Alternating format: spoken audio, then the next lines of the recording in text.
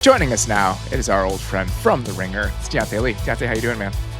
Feels good to be here. It's a little weird looking at these graphics again around the screen for the first time in a little while.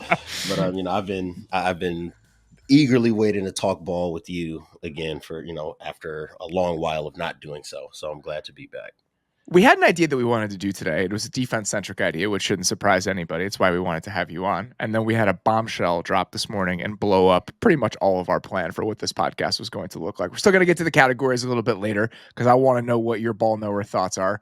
But we have to address the biggest news of the day and probably the biggest news we're going to have for the first couple of weeks of the NFL season. Robert Saleh fired as the head coach of the New York Jets after a 2-3 start. Shocking, I think, on some level, just because this is a team that was potentially going to be playing for first place in the AFC East when they play the Bills on Monday. It's not like it's been an utter disaster all season. I actually think that the win they had against the Patriots in primetime was probably the best moment we've had for Jets football in I don't know how many years. The defense actually put up a pretty good showing against a Vikings offense that had been pretty darn good over the first month of the season. So there's just a lot to untangle here. When you first saw the news, what was your initial reaction? It's why now, which I'm sure was probably the reaction for most people, right? And what are we diagnosing as a firing issue, the fireable issue ultimately for Robert Saleh is really what I'm kind of boggling my mind about, because the things that have really damned this team so far this year, to the extent that it has been, it's just been Aaron Rodgers not playing up to the level that you would expect for a quarterback of his stature. And I think a lot of that would ultimately be fixed over time. I think that they've just got to figure out how they want to react to the blitz and how they want to adjust certain things with how they work through their pre-snap operation and getting the ball out of Aaron's hands quickly and efficiently. But if the issue was going to be the defense has been fine outside of the season opener against the 49ers. So I thought that there was actually a lot more positive momentum happening with the Jets season than they were maybe getting credit for in the public eye. And I'm surprised that now was going to be the time. And if now is the time, why'd you open the season with this guy as your head coach in the first place? Tons of similar thoughts. I just don't really understand the timing of it. And I want to get to a couple things that were tweeted out this morning, both from the Jets and from just reporters monitoring the situation. Here's the Woody Johnson statement. I'm just going to read it in full for proper context here. It says, "This morning, I informed Robert Saleh he would no longer serve as the head coach of the Jets. I thanked him for his hard work these past 3.5 years and wished him and his family well moving forward. This was not an easy decision, but we are not where we should be given our expectations, and I believe now is the best time for us to move in a different direction." Kind of piggybacking off that, Diana tweeted earlier today, "Woody Johnson's decision to fire Robert Saleh might seem surprising, but Johnson views this team as ready to compete now and wanted to make a move to get things on the right track before it was too late." I don't really understand what that means and what type of right track you're trying to get on. Typically, when we see coaches fired this early, they've lost the team and they've lost the plot. Everything feels like it's completely out of their grasp. I'm willing to admit that we don't know what's going on behind closed doors in the building, but I can only go on what the product looks like on the field. And the product that they were putting on the field, it did not look like a team that had given up or a team that had tuned out, especially when you look at what was happening on the defensive side of the ball. I mean, if you watched on Sunday, they just forced the Vikings into their worst offensive day of the year. They were scrambling the whole day. I thought they played really well. And they've been improving at some of the things that had dogged this defense. I thought their run defense was significantly better last week and 2 weeks ago as well. So again, like, this comes down to what you think Robert Saleh is responsible for in the building. And it seemed pretty clear that he had taken his hands off of anything to do with the offense and was focusing all his effort on making sure that this defense is as good as possible. And despite them losing a lot of depth up front, I think that they've played well defensively. And, to the point that you were making before you gave Woody Johnson's statement, the AFC is as open as it could possibly be. Yes. 5 weeks into the season. The AFC East is still available for them. Like you said, on next Monday, they're playing for the divisional lead against the Bills. So I hadn't seen a disaster game. And I think if there was an overreaction to be made, it would have come later on in the year. Maybe you have a cold October and it looks like you're losing your grip on competing for a wild card spot, let alone the divisional lead. Then I could see them making a quick decision on moving on from Robert Saleh. But right now, the defense has been fine. I think that the offense will figure some things out. And you have to trust the fact that if you handed the keys to Aaron Rodgers and Nate Hackett, that you need to give it some time to sort itself out, because this is the longest he's been healthy as a New York Jet. So I just don't get the timing. And I think that that's reflected in your reaction to the statement as well. You said something that I think is really notable here. what is Robert Saleh responsible for? And if you look at the purview of a head coach, a lot of people this morning have tweeted out numbers about what the defense looked like during Saleh's tenure. And I think some people have properly responded. That's not what being a head coach is. He is not the defensive coordinator. You are ultimately responsible as the head coach for the performance on both sides of the ball. I lived through the Lovie Smith era, man. Like I watched what those Bears defenses were. If you cannot get the other side of the ball figured out as a head coach, that is often grounds for dismissal. But are we allowed to put the offensive failings of this team at the feet of Robert Saleh when we understand that he only had so much control, I'm guessing, in naming who the offensive coordinator of this team was going to be because of how much Aaron Rodgers dictates over there? So that's the problem here, is that I think you can't throw this at his feet and you can't make him responsible, even as the head coach, for what the state of the offense looks like when he really didn't have that much control in hiring the people who were going to run the offense. Exactly. And if your issue was going to be his handling of the offense, you know when the time to fire him would have been? It was when it looked like the locker room was going to have a mutiny over how he was handling Zach Wilson. That's when it would have been time to be like, hey, this Or guy's doing a little anytime bit this too much. offseason. Exactly. And it would have made all the sense in the world. Hey, head coaches usually only get one shot at quarterback. You drafted a guy, didn't work out. You're bringing in a vet. That means that we're ushering in an entirely new era of Jets football. And I think that everybody would have looked and said, even if you thought Robert Saleh was a better coach than the results had suggested, that it would have made sense politically and at that time with the organization. But to give him another shot at this, you install the guys that you would think would work with Aaron Rodgers, and then you look up and say, because you lost to the Vikings, an undefeated football team right now, and playing some of the best defense in the league, that now is the time to make a move. I just don't get that. That this does not square with me, unless, to your point, there are details that we'll find out in coming days and weeks that suggest that maybe things were happening behind the scenes that were untenable. I think sometimes we struggle to understand what a different voice can mean for a team. Even if you think the defense is playing hard and playing at a decently high level, maybe they just needed something a little bit different. They needed to hear from somebody different, and maybe that helps jumpstart things on the offensive side of the ball. I don't believe that. I don't think that that's going to be the outcome here, but I'm just trying to play devil's advocate for why they felt like removing Robert Saleh and putting Jeff Ulbrich into this role was going to get them better results on offense. You just touched on the point I was going to make. I think that what you laid out is a very reasonable way to handle your head coaching position. But if that's the way you were moving, you wouldn't put a guy who's never been a head coach and has never looked over a great offense as your interim head coach in this situation. And I understand why you wouldn't make it Nate Hackett, because I'm sure the Jets fans How want to could hear you? nothing less than Nate Hackett being the interim head coach. So I get the idea, but this brings me back to, if these were your options, if you did move on from Robert Saleh in season, that means you don't move on from Robert Saleh in season because you don't have the right contingency plan in place. This isn't Philadelphia, right? Where if things go off the rails, you've got two guys, one that is a potential head coach or has been a hot name before in Kellen Moore, and a previous head coach in Vic Fangio, and you can hand that off and say, hey, we'll just ride the rest of the season out. This is not that situation. If you were going to bring this guy in, I was under the impression you were bringing him in to let him have his run at the 2024 season, good or bad. Think about the other in-season firings we've had recently. I mean, what it looked like for Carolina last year with Frank Reich, what it looked like for the Broncos with Nate Hackett. Those were disasters. Like those things had completely unraveled. You can understand why anything better or anything different would be better. It just didn't feel like that here. And so I just don't understand why you think something like this is going to magically fix things and why you think it's going to potentially salvage what you think is a pretty good roster, even if there's more to some of those devil's advocate points that we were trying to make. So I just don't know where this necessarily leaves the Jets. I feel like this probably makes the Devontae Adams trade more likely because I would now think you're so too. more incentivized to try to salvage what the rest of the season looks like. Do you agree with that? I would agree with that. And I think that now the timeline for that should be accelerated if it wasn't already, because the next 4 games are AFC games. So now you have really kind of pushed all your chips in to say that October, the rest of October has to go perfectly for this team if they want to contend, to be a top seed in this conference. And I just keep coming back to this idea of you knew what you were getting into.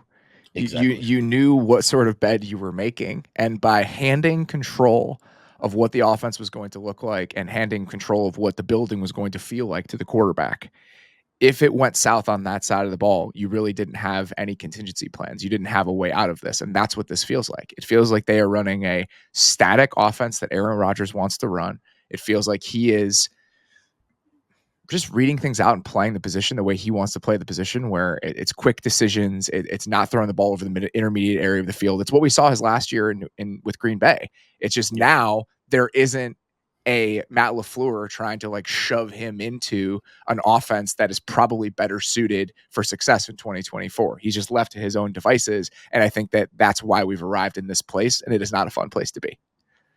At all. And even with an acquisition, right, a supposed acquisition of Devontae Adams, I don't know if that addresses Aaron Rodgers' problem as much as just giving him another guy to target right now. That's it. It's just giving him one more guy that he feels good picking on one-on-one matchups with, because he only has one right now, and that's the way that he wants to play the position. Right, exactly. And, watching him, completely turn into a shell of himself the last 2 weeks against the Blitz from Minnesota and Denver, even if you get more favorable one-on-one matchups on the outside, the accuracy I saw from Aaron Rodgers in London on Sunday doesn't look like a guy who is going to have an answer just because you give him a better X receiver right now. All right, well, we'll keep monitoring this over the next couple of days, as I'm sure more stuff will trickle out about why this decision was potentially made. But definitely a puzzler, and I think that the timing on it is very curious, no matter what sort of explanations they're going to try to give and what sort of spin they're going to try to put on it. All right, let's keep rolling here, and let's talk about the Monday Night Football game that was played last night. Chiefs double up the Saints 26-13, a big day for skill position players that were mostly relevant like 7 years ago in the NFL with Kareem Hunt and Juju Smith-Schuster. It feels like the Chiefs offense is back in a very familiar place from where they were for a good chunk of last year. What do you make of this Chiefs performance and what it might say about this team moving forward in a world without Isaiah Pacheco, without Rashee Rice? I would say it's hard, I think, to extricate this game from the larger conversation about where this offense is right now. And I've spent a lot of time, and I'm sure you, and I know you guys have as well, kind of talking about how often we feel like Kansas City is just sputtering through games, right? And the success rate looks good. Patrick Mahomes is making the hero plays he needs to on third downs.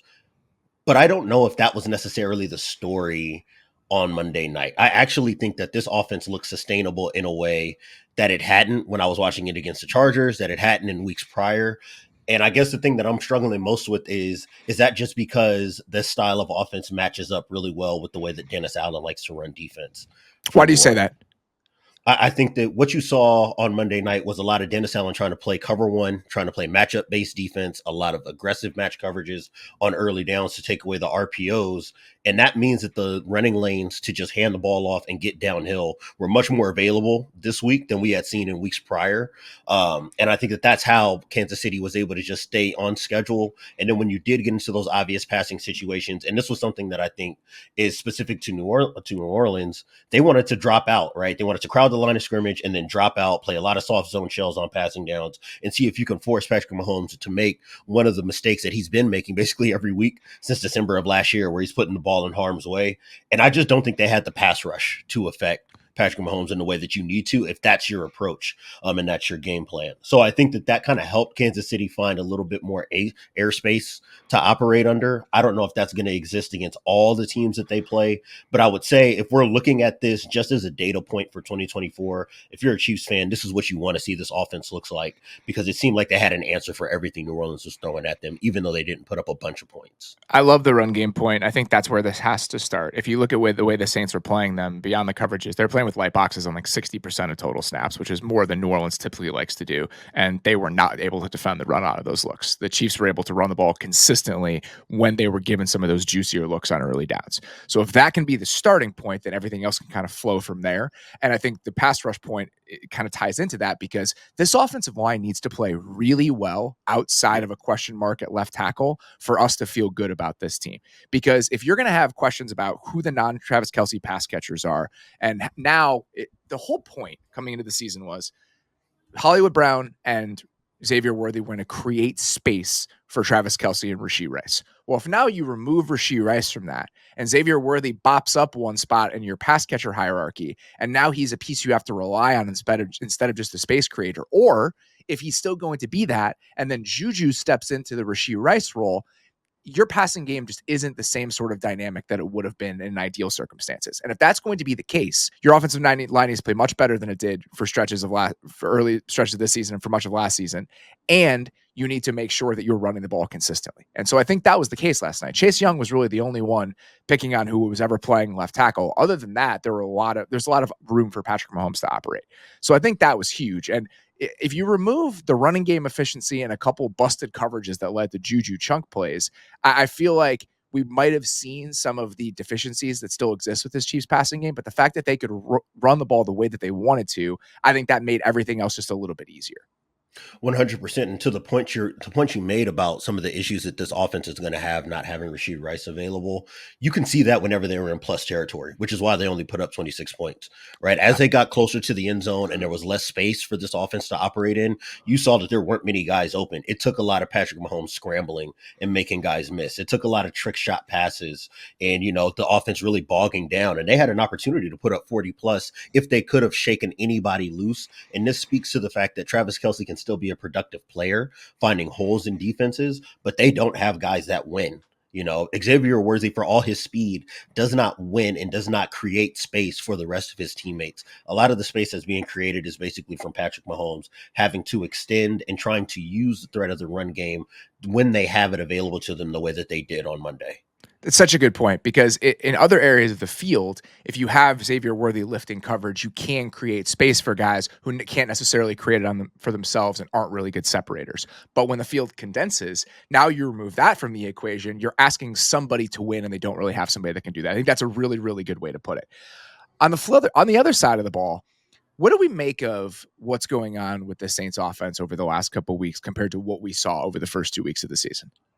I think that what we're seeing is that this offense, the engine of this offense is the offensive line. And as long as they have guys that are banged up front, they're going to have a lot of trouble creating space for the run game. You saw Alvin Kamara having to fight for his life, and he's banged up as well. And this is something I think that was pretty clear to note, right? You don't see the same kind of airspace on that outside zone scheme that you had in the first 2 weeks of the season.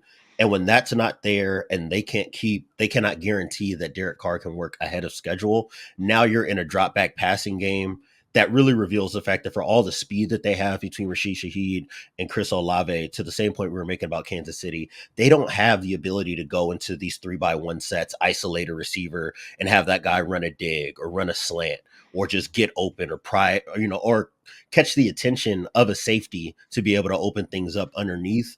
And that's why I think the Kansas City was really able to sit on some of the things that New Orleans was trying to do. And I think that bigger than this, and this is something that I've kind of been noodling about, watching Steve Spagnuolo, I just think the way that he schemes up his defense is such a nightmare for the way that the Shanahan guys like to call their offense, because you just can't put any stress on their linebackers because they ask so much of the safeties and the other defensive backs in coverage. It's really hard to get those high lows off against this defense in a way that it's much easier when you're seeing different defenses across the league. Why do you say that? What are the linebackers not doing for the Chiefs in terms of where they're supposed to be compared to maybe a more traditional defense?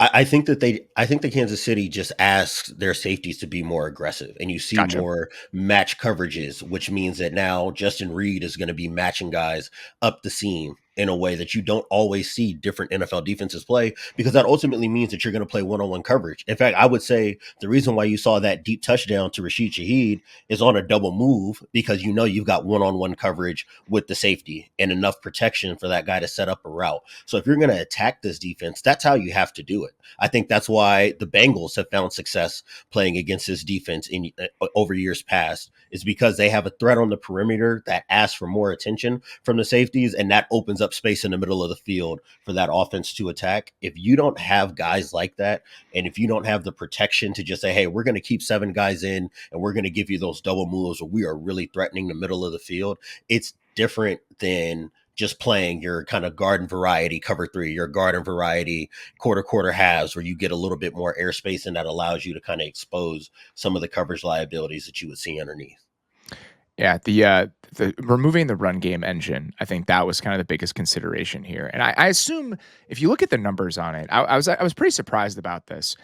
The Saints over the first 3 weeks of the season were using play action on 39% of their dropbacks, which was by far the highest rate in the league. It's 18% over the last 2 weeks, which is like 5th or 6th from the bottom. And I was on with Barnwell last night. We're trying to figure out why this might be the case, and I'm curious what your thought about this is.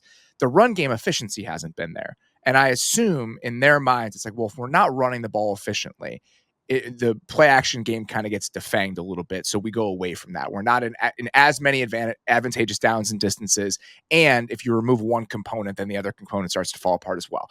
I think that might be a little bit too quick. I don't think you have to necessarily see it that way. But the fact that since the run game has faltered, they've gone away from the play action game, I think that's led to us seeing a lot of the deficiencies with this offense that we didn't over the first 2 weeks. The offensive line wasn't good when it was fully healthy. I think that they were just getting a lot of really juicy looks because they were keeping extra guys in protection and using play action. Yes. Now you have injuries up front and you're dropping back more, the whole thing starts to deteriorate. And what the Saints felt like last night and have over the last couple of weeks, they felt like the 2023 Saints, where you have these dynamic playmakers on the outside. You have a quarterback who doesn't really love when the pocket is muddy and you're not clearing things up for him because you're not keeping extra guys in the block and you're not using play action. And that often can look fine in stretches because Derek Carr is an acceptable quarterback and those two pass catchers are dynamic, but it looks nowhere near the unit that we saw over the first couple weeks of the season. I mean, you laid out something that we'll get to later in the show when we get to the ball knower segment of this. If you look at the bottom 5 and teams that run the ball out of 11 personnel, 3 of those are Shanahan tree guys. And what that tells me is that there is a clear divorce between how you look at offense for them when they're in spread personnel versus when they're in heavier sets. And that's what I think we're looking at with New Orleans.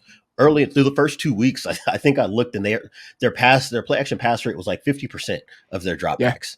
They had like 22 not play action dropbacks over the first 2 weeks. It was insane. Exactly. And that's not tenable because eventually you're going to play behind the sticks. And now that you see them playing behind the sticks, there's not the threat of them being able to get to these diverse outside zone runs. You don't have as much moving pieces up front. And when you don't have that, in your spread sets, you can't set up the same kind of play action passes that you would like to out of heavier personnels where a team really has to honor the fact that you can threaten the edge at all times and bringing guys up closer to the line of scrimmage so that way you can open up those deep over routes and deep posts downfield. So I think that for this style of offense, and I think for New Orleans, it's almost like a meme of what we think of the Shanahan scheme because they have been so dependent on play action passes to get their explosive downfield looks. I think when you're looking at them, this is a team that clearly does not have a way to tie together how they want to be effective with the run game unless they have 2 tight ends on the field, unless they're in some kind of 2-back look. And so that to me, I think is the most revealing factor we've seen over the last 3 weeks for this offense. And that's going to be an issue for them if this offensive line is not healthy enough to be able to move bodies when they are in lighter personnel. And now you're asking Derek Carr to stand in the pocket, deal with muddy looks, and have to throw in the coverage very often. And that's something we've known over the course of his career is not his comfort zone. It's a really good point. I mean, especially with the receivers they have, like those guys do not want to get into the formation and block. You're not going to be able to run some of the stuff that you want to, and that's fine. Like that's not how they're built. I still think though, when it's 2nd and 7, you don't necessarily have to trot out 11 personnel and just say, we're going to sling it around like that. Even if it's not the best way to play, I still feel like it's willing to concede. You have to be willing to concede in those moments. Like we should still be playing this way, even if we're in slightly worse down and distance situations. And I feel like they've gone away from it pretty quickly over the last couple of weeks.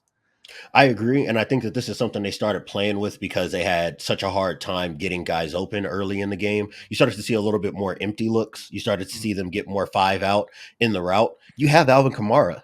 That's the sales pitch of having Alvin Kamara as your 3-down back. You need to get him out in the route more often and putting stress on defenses to get the most out of the drop back passing game. And I do think if they're not able to rely on the run game to the point that we're making, then that does mean that you have to play a little bit more extreme in the passing game, open the field up a lot more, not be as condensed, play more spread offense, and try to get the ball out of Derek Carr's hands quickly and try to dictate what coverages you see because defenses have to be worried about where Kamara is going to be within a progression. I was a little bit surprised about the way that Steve Spagnuolo approached the middle part of this game, because if you look at what they were doing early in the game, they were just bringing heat the entire first quarter, and the Saints had absolutely no answer.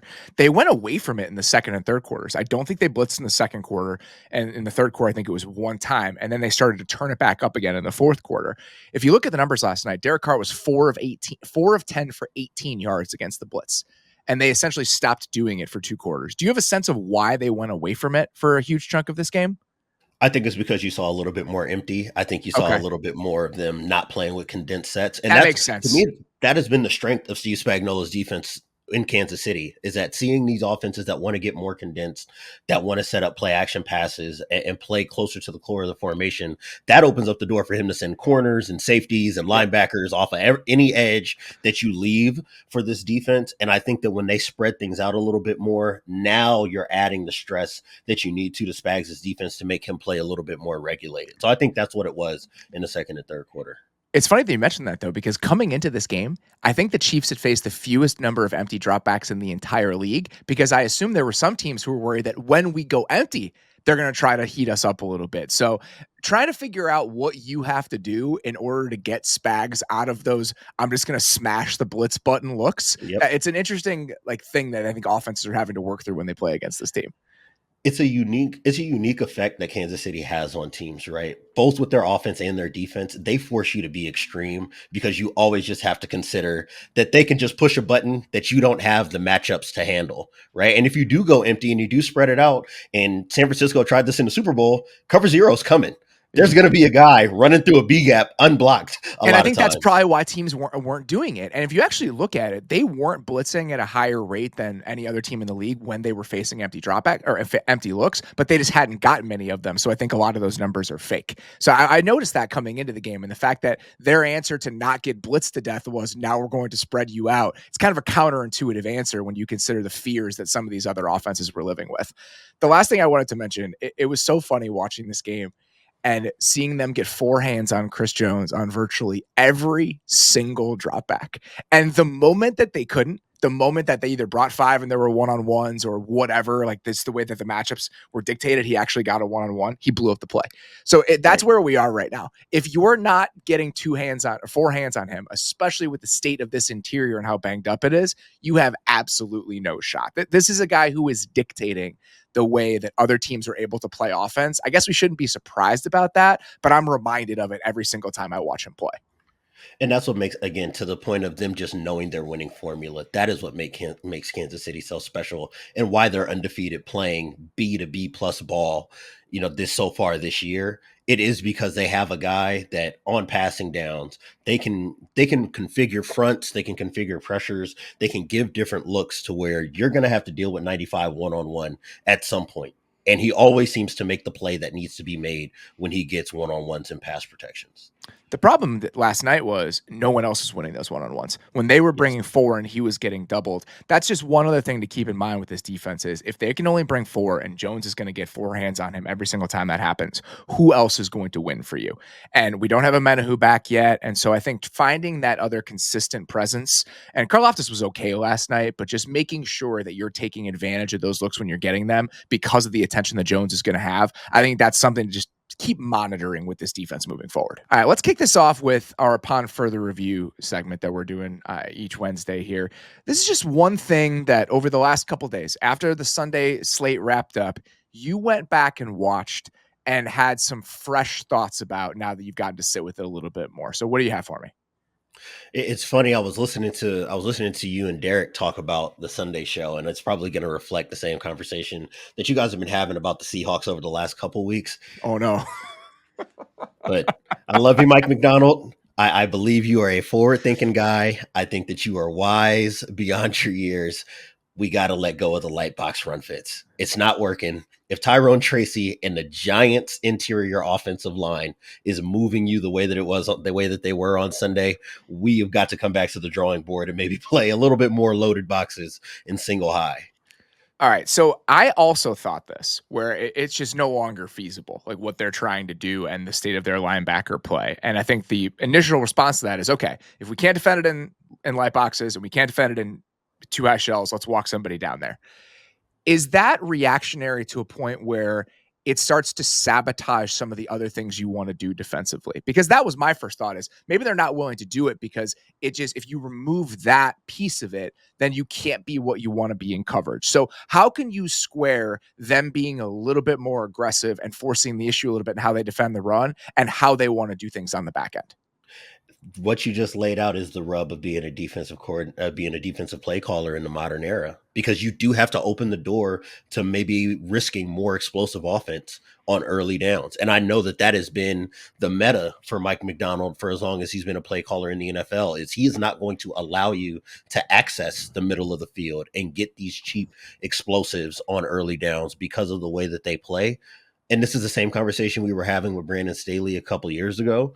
And that's not to compare this situation to the other, because I do think that, first of all, Seattle has been dealing with injuries. This is probably the roughest stretch of their season in terms of games played over days past. I think they had 3 games in a 10-day period. So I do expect some Also, of this the to game smooth after out. playing the Lions is just a nightmare. I Exactly. mean, it's, Basically, Detroit beats them twice because they just get run up and down the field. Guys are banged up, and then you got to turn right back around and travel back to Seattle and play again after. So I do think that I don't think it's going to be as extreme an issue as we've seen the last couple of weeks, because they looked fine against Miami and New England. But I do think that you have to be willing to give some of that up. And to me, I think that you answer this by throwing more pressure at the problem. I mhm. think you need to see a little bit more designed run blitzes just to try to get run throughs, to get more stuffs or, losses of yardage on early downs. And now you can get back into these obvious passing situations, and you can play some of the unique coverage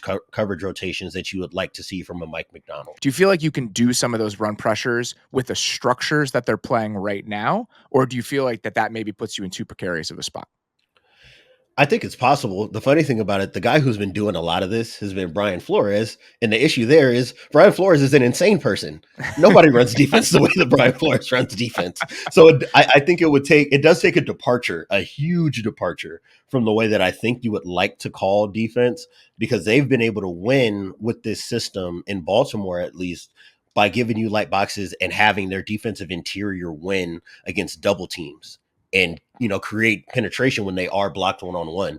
They just haven't demonstrated the ability to do that yet. And if you can't do that, and Minnesota has the same problem with this defensive interior, they've just answered it by sending pressure from all different kinds of It's angles to be disruption able to rather than eating puncture. space. Right. Yeah. Exactly. And I think that if you want to play that way on the back end, and it makes a lot of sense to do so, you can play some 2 deep fire zones. It's just going to require you, again, running the risk of an offense figuring you out and running away from blitzes. But what you want to do ultimately, I think, if you're going to call defense that way, is you're just trying to take an option off the table for an offense and live with the risks that come with playing one way and forcing an offense to kind of go to a changeup.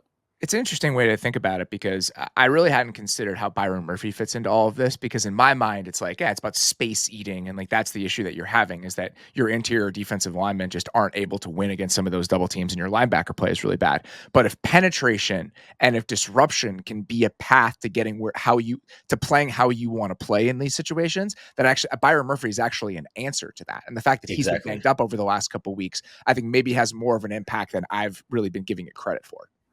I would say so. And I think that to that point, when he's available, I think it allows him to do more upfront, period, because you have a winner up front. That's how Baltimore was able to really unleash Nnamdi Yeah. Madubuike over the last couple of years. Is you can give bare front looks, you can give these under and over front looks, with the understanding that all I'm trying to do is place my winning defensive tackle in a spot where I think he's going to get a one-on-one opportunity against the run.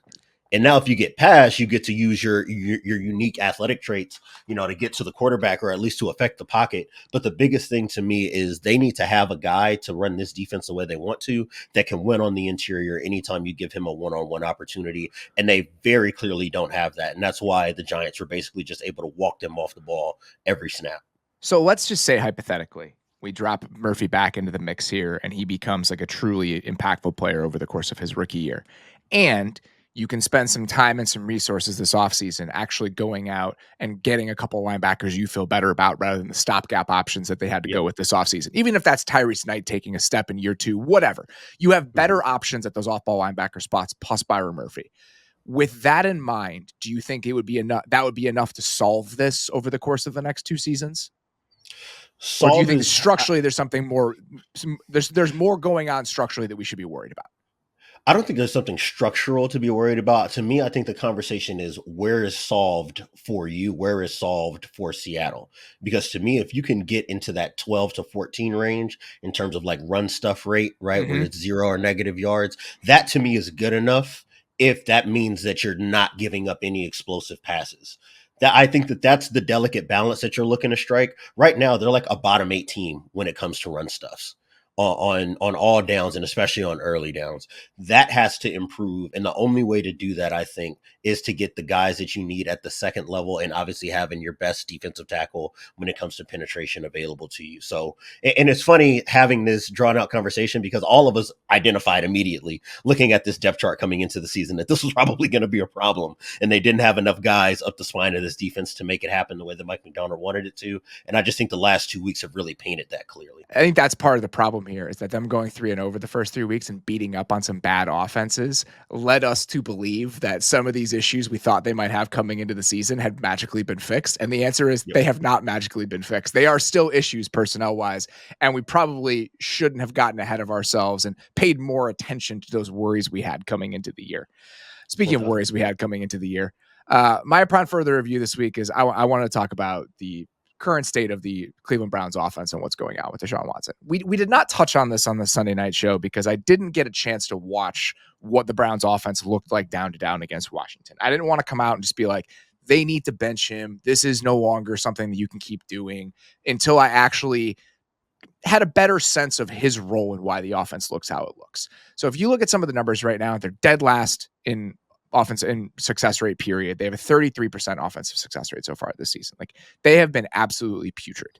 And going back and watching that game against Washington last week, for the first like quarter or so, there was part of me that was like, yeah, you know what? There's a lot going on here outside of the quarterback. They're really struggling to pick up pressure looks. They're not running the Yep. ball very efficiently. And he had a couple of moments where it's like, oh, there's a deep curl to Amari Cooper on time. That looks okay.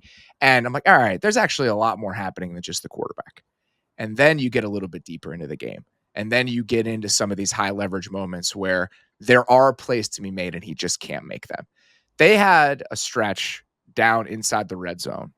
I think it was early in the second half where he bailed from 3 clean pockets on 3 straight plays. And that's the issue here. I don't think what's going on in the other areas of the offense are good by any stretch right now. I think this looks like an offense that is scrambling for answers and made a ton of changes this offseason in service of trying to get the most out of their quarterback, and they really don't know who they want to be. New offensive coordinator, new offensive line coach, just tons of changes. And it feels like I'm going to make a bad analogy here because if people haven't seen the show, then there's no way they would understand what I'm talking about. But on Parks and Rec, there's an episode where they try to do like an art project, and it's just somebody is tacking on something different to it, and it just looks completely incoherent. That's kind of what the Browns offense feels like right now. But then you're compounding it with the way the quarterback is playing. So if you're already going to have issues with identity and where you can live and what your strengths are, and then the quarterback is not making the plays when they're there to be made, that's how you go from being a concerning offense to one that just is completely non-functional. And that's what the Browns feel like right now. There was a play, it was a 2nd and 2 with 6 minutes left in the third quarter. And they had Judy on a big crosser, and Watson has it. Like it's the pocket is a little bit dirty, and that's part of the issue. Is that I think that some of the issues they've had in protection are making him very skittish right now. So he's bailing for pockets even when they're clean. But on this one, it's there, right? Like there's a little bit of color that flashes across his face, but if he just settles himself in the pocket, that crosser is coming in his vision. It's wide open. He turns it down. He steps up into the pocket into pressure. He fumbles. Frankie Louvu recovers, and the Yep. ball goes back to Washington. I think it's over. Like I just think it's over. And now I think it's more about having a conversation of why you can't bench him and what some of the outside factors look like, and then what the practical financial realities might be over the next 2 years. But from an on-field play perspective, even if we concede that there are a lot of issues outside of him happening with the offense, he is compounding those problems so much that I just don't know how you can keep trotting him out there. Look, I have watched more Tennessee Titans football than I wish to watch, and I thought that Will Levis was the worst quarterback in the league right now when it comes to managing the pocket. Deshaun Watson is significantly worse to me right now. when you look at how long he's holding on to the ball, you're looking at like top 5 average time to throw, but they're not getting explosives out of it because the guy's arm isn't what it used to be, and he's not willing to take those chances down the field. And then when you look at the amount of EPA lost on sacks, Cleveland has a 15-point disadvantage on the Titans, who are second worst in the NFL. I mean, and it is so clear, to your point of high leverage situations, it is so clear. If it's 2nd and 9, if it's 3rd and 8, or any longer down in distances, they've got no shot because he's not willing to take any contact in the pocket to be able to deliver the ball over the middle of the field. He's not working through adjusting the offense properly to make sure things get picked up. Teams don't have to blitz him anymore to make him uncomfortable. And that's the worst place to be in an offense that was with an offensive coordinator in Ken Dorsey, who was brought in basically to give them an answer against tight coverage, against blitzes, and getting the ball out of this guy's hands quickly and efficiently. And you were seeing even more regression. So to the point that you made of it being over, it's funny. This is like the worst place to be in as somebody who, as people who get paid to analyze the game, because this is like the most reductive point to make, period, about maybe any team in the league. It is so clear to me that this is not viable. It's so clear that this offense is going to be bad and will probably continue to get worse over the course of the year because of the play of the quarterback. And to your point, if you really can't bench him right now, where does that leave us with this franchise? Because I would like to believe that the rest of this staff and front office are smart and good at their jobs. These are guys who have some of the best pedigrees in the league, and you're looking at an offensive product on a week by week basis that is not just untenable, but is actively getting worse every time it hits the field.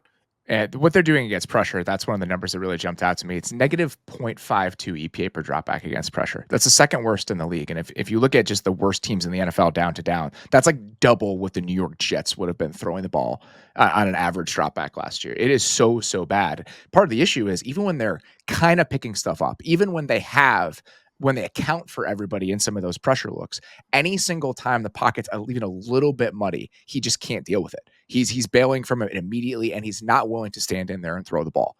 So it just becomes a situation where not viable, I think, is the right way to put it. That's exactly what you said. So now it's like, okay, if this offensive staff, and if Kevin Stefanski specifically, hadn't been able to get workable play from other players. I know Joe Flacco wasn't great last year and the numbers are bad, but they are also dealing with like 3rd and 4th string offensive tackles. Like Right. we have seen them actually put out an NFL offense with other people. If that hadn't been the case and this was a lost cause, then I'd be like, okay, fine. Like this thing has probably just run its course, but they've been able to do that. And so attaching this staff to the future of Deshaun Watson and just saying, if he fails, you fail, it doesn't feel like that's necessary. Like other than optics, other than ownership being like, we made this move, we have to try to do everything we can to salvage this. You're paying him anyway. And I actually do think there are some pathways. There's a scenario that somebody from Spotrac tweeted out earlier today where if they convert his salary next year and then they make him a post June 1st cut in the 2025 offseason, then it would be an $80 million dead cap at next year and an $80 million dead cap in 2026. That sounds disgusting. But as of right now, he's slated to make $72 million against the cap each of the next 2 years. We know that's not going to happen. We know that they're going to convert it. But if you just look at the math, they can probably sustain an $80 million dead cap hit in 2025 and 2026 and still field a roster. And so I just feel like you need to start considering what that path looks like if guys are going to keep their jobs. And maybe there's that's like a non-starter. Maybe because he's failing, ownership is just going to say you need to keep him out there, and they're just going to ride that into the ground. But it just doesn't feel like that's necessary. Like how, as Kevin Stefanski, the defense isn't playing well, and the defense isn't playing nearly as well as it has been in the past. Well, we know that one side affects the other. Like if you're a defensive player on that side right now, and you know you have absolutely no shot every single time your team touches the ball, how does that affect the way that you play? I mean, we mentioned the Jets and the fact that it doesn't seem like they needed to do something to salvage their season. The Browns need to do something to salvage their season. They need to do something to salvage the defense, to salvage the locker room. And I feel like going to a quarterback who actually gives you a fighting chance might be a way to make that happen. You have a $230 million quarterback that can't deal with pressure on one end, and then this defense is going out and selling out play after play to try to rein in Jaden Daniels, and he's just running by guys and pushing the ball downfield. And I cannot imagine how demoralizing that must be for everybody on this roster to look at a rookie and a roster that I think everybody would have looked at to open the season and saying this depth chart might be the NFL's worst. And it looked like there was an ocean of difference between how those two teams were playing from an effort and execution perspective.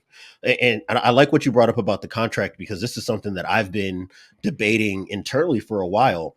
Is it time to just cut bait? Because I think that the way that this contract is structured on the back end, there was no escaping the costs of this thing anyways. You were either going to be converting this money and dealing with dead cap out into the future, and the roster was going to start reflecting that. And we're starting to see, I think, little pieces of attrition here and there because they haven't had an ability to build up a lot of depth on They the haven't had any second draft team. picks. Exactly. And they haven't had the money to go play with in the first place. This past offseason was the most cap space flexibility that they've had. And you're looking at the product that they put on the field as a result of it. And it doesn't look demonstrably better in any of the positions that they've gone and attacked over the offseason between free agency and the draft. So to me, I think that, again, this comes back to some of the stuff that maybe sounds a little bit more amorphous to a fan, right? About how you handle a locker room, and can you look guys in the eyes and say that you actually care about winning on a week to week basis. I don't know how, if you're Kevin Stefanski in this front office, you guys can come into the building week after week and tell yourself the lie that you are giving yourself the best opportunity to be successful with this guy as your starting quarterback, because it is very clearly not the case. And I think that's exactly right. And I think that you just need to have an honest conversation with ownership where it's like, listen, if we want to salvage this season, he can no longer be the quarterback. I know that that's going to make you guys look even worse than you do already after having made this decision. But if you want us to be an NFL level football team and try to save this offense in any conceivable way, we have to try something different. And listen, if they say, sorry, he's going to play for the rest of the season, then you've done what you can. But I think that Exactly. conversation needs to at least happen if you want to salvage this season. And if you're Kevin Stefanski and Andrew Berry, potentially try to salvage your jobs. All right, let's get to this week's ball knower. For those of you guys who have not listened to the midweek show, I've actually really enjoyed doing these. I like seeing where the guests we have on, like where their heads are at various points in the season. I'm going to ask you 3 questions about what you know regarding this NFL season so far. The first one, 5 weeks into the year, what do you know about the NFL? Oh, that's a good one. I know that there's no answer for the Houston Texans' early down struggles based on what I've seen on film. Being on the Ringer show with Shio Kapadia and Stephen Ruiz, we've all had a good laugh calling Bobby Slowick a fraud and too much with the early down runs. And I want to say all that criticism stands. But I've been looking at this team on film on early downs, and even when they pass the ball, there are issues that I think are deeper seated than just what's being called from the sideline into the huddle. I just don't think this offensive line is as good as I thought it might be when it was healthy. And I think that means that for this team to be competitive, we're going to be looking at this team in a similar space as we look at the Dallas Cowboys and Dak Prescott. Now, obviously, Houston's defense, I think, is deeper and more talented than what we've seen from Dallas so far this year, and I think that gives them more of a puncher's chance in the AFC. But even as Houston's defense is playing lights out against Josh Allen, all 4 quarters, you still see a tight football game because Houston can't give CJ Stroud enough time to operate on schedule and be able to just get the ball out quickly and efficiently. And this was before Nico Collins got hurt. The amount of snaps that end with CJ Stroud having to take a helmet to the chin to be able to deliver a sail ball or a crossing route, the amount of times he's got to bail out of a pocket just to be able to check the ball down, to live to fight to the next play. That's not tenable when you're talking about competing with a Kansas City.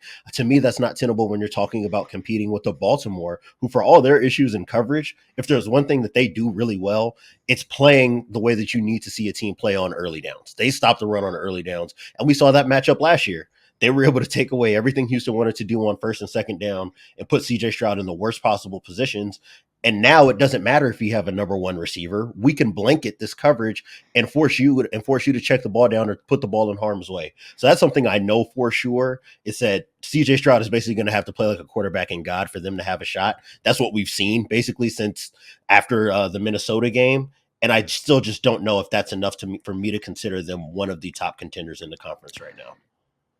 Do you feel like there's anything that can salvage the run game, like from an architecture perspective? Like if they leaned into some more gap scheme stuff, if they weren't leaning in so far to the zone stuff that we've seen for the first chunk of the season, is there a pathway to a more efficient running game when Joe Mixon gets back? I think the pathway to a successful running game for them would require divorcing themselves from the system that they brought in with Bobby Slowick in the first place. If this was more of a spread RPO attack, I think that they would actually find a lot more success on early downs because now you're basically, and this is kind of unfair, right? Because that means that the answer is I'm putting more on CJ Stroud to have to get the ball where it needs to go. Well, But I also don't that's where Joe know Mixon comes from. So like, he exactly. would at least be familiar and comfortable with that. 1000%. I mean, but the under center downhill runs, even in week one when it was going well, a lot of that was just Joe Mixon creating, Yeah. right? And you can see when they don't have a guy that can create, or be able to make a guy miss out in space to get some hitting yardage, this thing is totally untenable on early down. So I don't think that there's a fix within what they're doing structurally in order for them to play better on early downs. I just think that that's the nature of the way that this offense is constructed right now.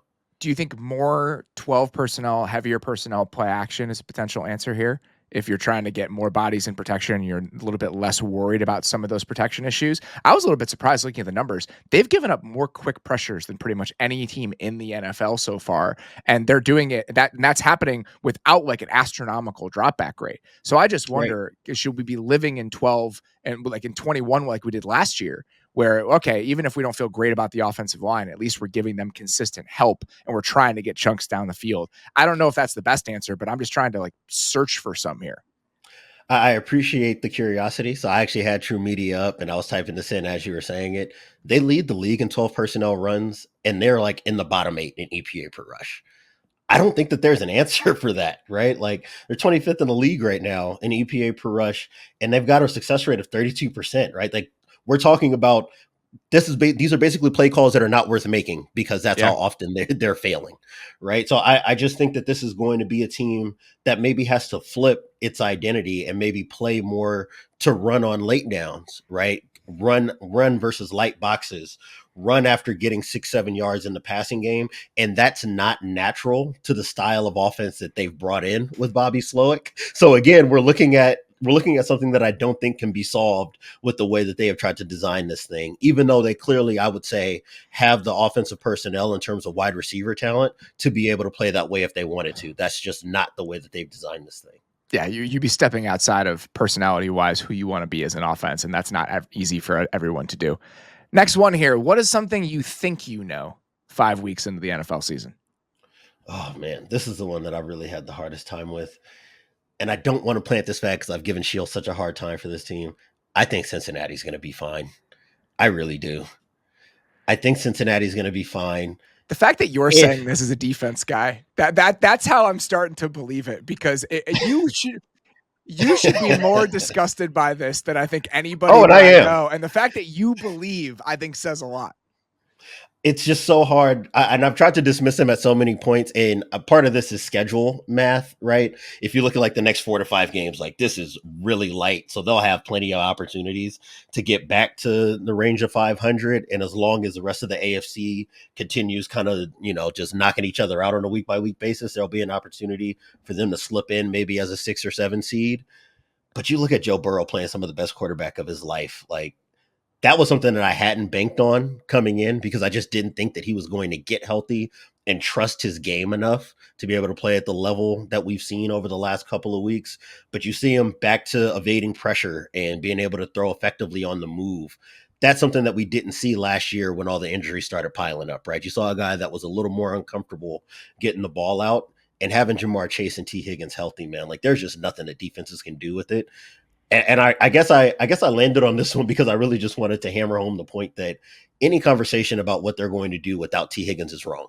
If if what you're talking about for the long term outlook of this team does not involve Jamar Chase and T. Higgins, you are just patently wrong. They've had 3 seasons now since 2021 to figure out a new identity for this football team, and we have landed with one of the NFL's worst defenses and a team that can still compete against the Baltimores of the world because they have this complement of wide receiver talent.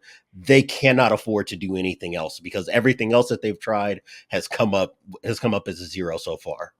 I'm 100% with you on the offense. Like, I think that this offense is going to be good enough to potentially carry them. And if you look at the state of the AFC, here are the teams that are 2 games or more ahead of the Bengals in the AFC wildcard race: the Steelers and the Broncos.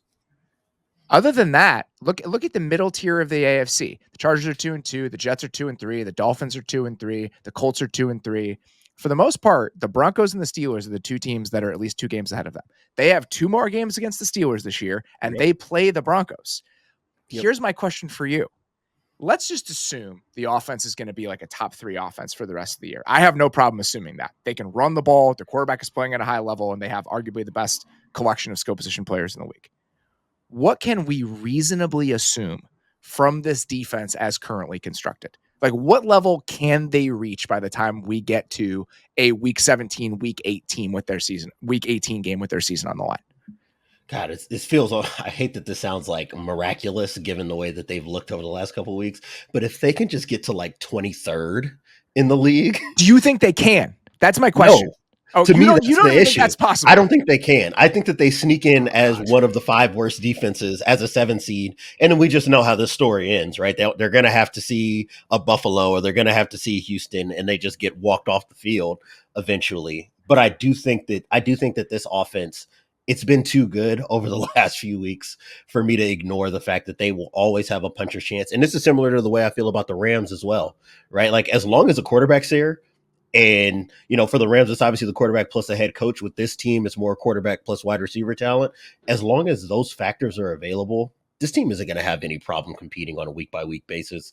And I'm not bailing on a team that's playing this well on offense, even though I know in my heart of hearts that I can't watch this team when they don't have the ball. The Rams, we talked about this a little bit on Sunday night. The Rams just have a harder path to get there because we mentioned there were 2 Yeah. teams that were at least 2 games ahead of the Bengals in the AFC. Here are the teams that are at least 2 games ahead of the Rams in the NFC, or at least 2 and had the win department: the Bucks, the Bears, the Packers, the Lions, and the Cowboys. Now we have 5 teams, and I think that we have more quality teams as part of that conversation than we do with Well, and a Cincinnati couple in of the those AFC. teams you named now have the tiebreaker on them. Exactly. So it's just a harder path. But I tend to be with you on the Bengals. I think that the offense can get them there as a wild card. I think it's just a matter of, when we think about their playoff chances, how good can the defense be? How not bad can the defense be by the time Yes. we get to January? And There can it you make go. that offense worth it? And I have my doubts about that as well. Last one here. What is something you still want to know as we are 5 weeks into the year? I want to know whether or not San Francisco can actually get through playing this high variance non-play action football with Brock Purdy. Because so far it's looked way better than I ever would have imagined. And if you were going to tell me they were 2-3 and it's not because Brock Purdy has been a disaster, I would not have believed you. This is the first year, at least as long as True Media has had play action data available to them. This is the first year in Kyle Shanahan's tenure in San Francisco that they've been under 20% play action rate through the first 5 weeks of the year. And you can see it and you can feel it in the game. A lot of this has just been passing downs. We're rolling the ball out to Brock Purdy. You've got to go make a couple pass rushers miss and push the ball deep downfield. And I think that the offense has been much more viable than I would have assumed. But ultimately, I do think that this team is going to have to find a way to get Jordan Mason more involved in the game. They've got to find a way to be able to marry up the pass and the run game. I mentioned it when we were talking about the Saints. They're, I think, last in the league in 11 personnel handoffs right now. That's not tenable. If they're going to live with 3 receivers on the field and ask Brock Purdy to be the guy behind center and have to push the ball down the field, they have got to threaten defenses with those spread looks when it comes to the run game. So why do you think this is? Why do you think they've gone away from some of those heavier personnel looks? And why do you think they've gone away from, I mean, they weren't using play action at a ridiculous rate over the last couple of years. It's gone down Right. each of the last few seasons. But why do you think this one further step has happened when they had the most efficient offense in the NFL last year and one of the best offenses we've seen in like the last 5 seasons? Why go away from that formula to one that looks like this, even if it is working to an extent?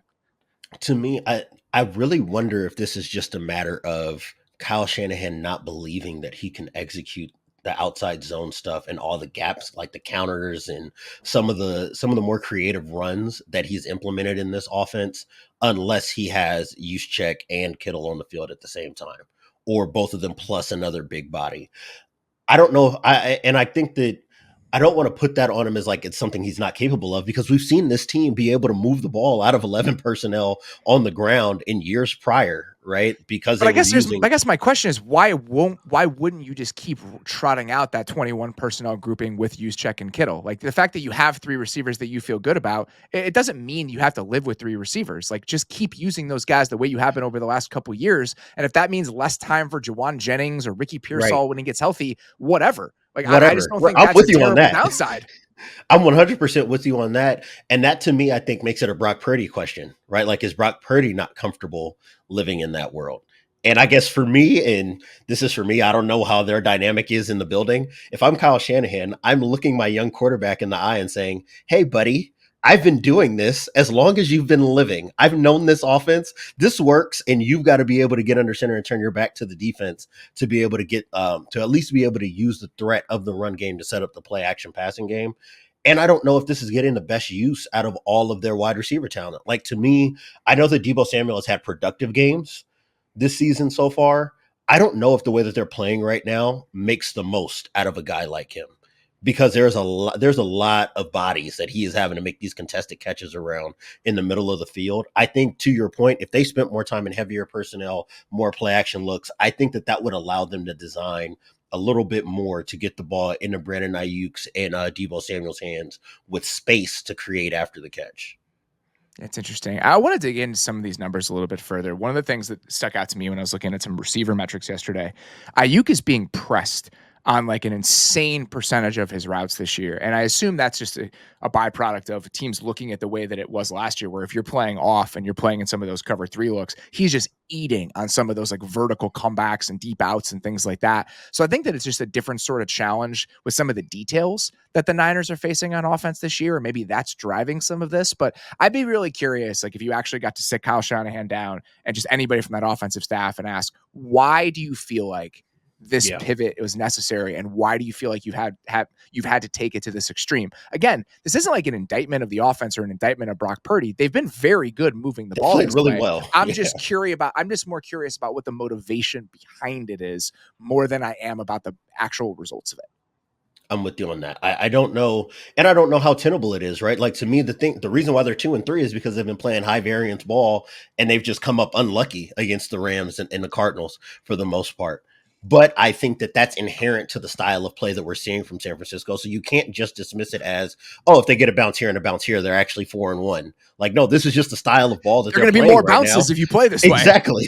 Exactly. Which means that this could be one of the most talented teams and one of the most effective passing offenses, but the team is 9-8 because they've caught in some unlucky bounces. And I don't know where that leaves us when we talk about how open this window is for this team to compete in 2024. It'll be interesting to watch them kind of uh, troubleshoot this over the course of the season and kind of poke and prod at the problems and figure out who they want to be by the end of the year. We've talked about it a couple different times. I mean, watching them play this style it's just kind of like bewildering. Like it's just very strange to watch a Niners team play this way, even if the results have been pretty decent so far. I'm with you. I do want to take a quick pivot before we wrap this. Being that we used to be coworkers, I wanted to hijack the show for a second and throw one at you. So I have a question for you to the point that we're having about ball I'm knowing. ready. Do you believe that the Bills will be okay? Because I'm maybe a little less sure about this offense than I was when they were tearing up the Dolphins and the other teams to start the season. It is really funny how important Khalil Shakir is to the entire operation right now. That's a problem. I know. If that's the statement you're making, we have bigger problems. But you can't disagree with that. Like if you look at 100%. what they looked like against man coverage early in the season because of what he could do as a separator and on some of those crossers and just being an option for Josh Allen against those looks, if you remove him and now you're working with a pass catching group that's Mac Hollins and Keon Coleman and Curtis Samuel, you have nobody that can separate. You have these two big bodied guys, and talk about variance, like having to live in that contested catch world with these guys, it's just not feasible. So I don't know. I don't know what this pass catching group looks like over the long haul when teams start to challenge them a little bit more and when it's not 3rd and 4. Because if you Right. can run mesh 1,000 times because you're in third and mediums and third and manageables, that's what we saw from them for the first chunk of the season. They were able to run the ball on their terms and run the ball efficiently. And it was getting them into manageable situations where when teams did challenge them with man coverage because they didn't have a lot of respect for the pass catching options, they had answers based on design. But if you're going to be in 3rd and 8, those answers are fewer and further between. You need some guys who are going to win in those moments. And right now, they just don't have any of those guys. I would say, and to me, I think I would feel a little bit better if the offensive line had looked great and wide receivers weren't winning. But the last 2 weeks, the interior of this offensive line, and this has been a focus for them in addressing what this offense is needed if they were going to let go of receiving talent, was that the guards and center were going to need to play much better in order for this thing to work. And Baltimore and Houston has had their way with the interior offensive line in pass protection. Even And if Spencer you're going to Brown have had some rough moments over the last couple weeks. Absolutely. And now what you're doing is you're forcing Josh Allen in a creation mode by force instead of by choice. And we know that that's where the worst of Josh Allen comes up for as talented as he's been. And there was a point through the first 3 weeks where I was just convinced that this was the best football player in the NFL. But if you're going to take away his ability to work on schedule, which is really what makes him such a unique talent, is the fact that he can play the same kind of dink and dunk game at the level of a Joe Burrow, at the level of, some of the better quarterbacks we have in the league. And then he can get into creation mode as well as a Lamar Jackson or a Jaden Daniels. That was what made him unique. And right now they can't even access the on schedule stuff because they're losing up front. And now you need guys to win on the perimeter to do so. And they just have not exercised those muscles at all. You don't see anything. And anytime you're finishing plays with curl routes from Mac Hollins one-on-one against Derek Stingley, we're in a bad place as an offense. I think it's such a good point. When you can send him into that frantic mode that we see him in every once in a while, you change the dynamic of what this offense feels like. And I think one of the ways that they were able to kind of tamp that down last year and early this year is we're just going to run the ball. We're going to run the ball a ton. We're going to run the ball as a way to just keep everything on this side calm and keep putting us in advantageous situations where, again, it's not 3rd and 8. We don't have to worry about these blitz looks. We don't have to worry about whoever the interior guys are. We don't have to worry about Foley Fatukasi pinning his ears back or Danielle Hunter on 3rd and 9. They were out of those situations for the most part. And I think that allowed us to see a slightly different version of their offensive line. So I think there are a lot of specifics about why it has felt different over the last couple of weeks, whether or not they can get back on track and kind of flip those specifics back in their favor. I think that's ultimately what's going to dictate whether this succeeds or fails. To the point, the last one I wanted to make on creation mode right now, over the last 2 weeks, Josh Allen is only ahead of Gardner Minshew on dropbacks that end outside the pocket in total pass APA on throws. That's an issue. That's something that you don't expect from a guy as dynamic and athlete as he is. And that speaks to the fact that he is not out there with many options to throw to. And he is clearly being pushed away from the way that he wants to play because they've just had issues with winning on the perimeter and protecting him early in the progression. Yeah, it's amazing how different it has felt over the last couple of weeks compared to what we saw over the first 3 weeks. So where it lands between those two extremes, I think that's going to be something that is 100% worth watching. Diante Lee, really good to chat with you, buddy. Really appreciate you taking the time to do this. Let people know where they can hear you these days. So I'm now a staff writer at The Ringer. So you can find me on The Ringer NFL show with Sheil Kapati and Stephen Ruiz for every Friday and every Sunday night. I do power rankings for them as well. So if you want to hear me talk shit about your team, you'll find no lack of that in power rankings because I hate everybody. And then I'm on Twitter always at Diante Lee FB. All right, buddy. Really appreciate the time. We'll talk to you very soon. All right, man.